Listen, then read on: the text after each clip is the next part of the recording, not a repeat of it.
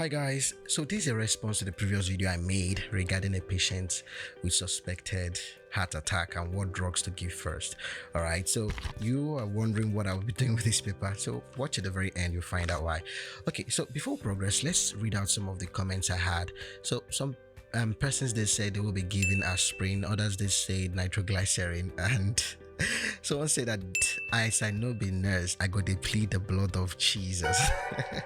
One other person said that they will be taking the patient to the vehicle and sending them to the hospital. Well, that's not in the option, but well, you guys really have a good heart. Thank you, everybody. All right, so how does this really reflect to heart attack, right? There are a lot of causes, but let's talk about one of the major causes.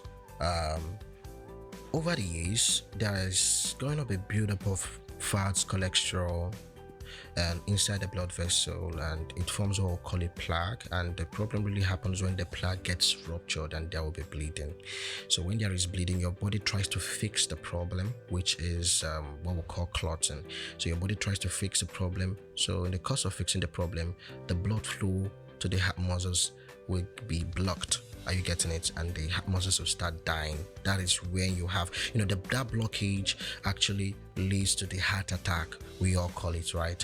All right, so if you want to fix these two pieces of paper together right here, you have to bring them close up enough like this before applying gum, right? So what does your body do when your body has any bleeding vessel in it? What does your body do? Your body first of all brings what we call platelets together first before applying clotting factors to it. I call them gum, right? You can just put it that way to make it stronger.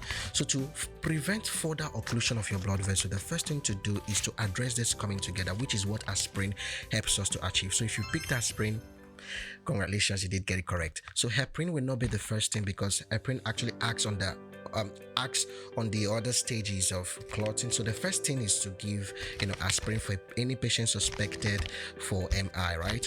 Nitroglycerin is not the answer, because nitroglycerin just opens up the space but doesn't really stop the formation of this clot. That's why it's not the first one.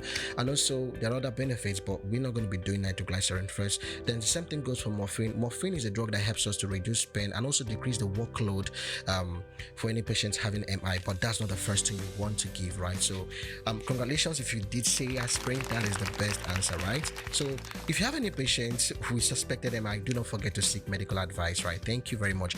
If you have not subscribed, man, you're losing a whole lot of things, right?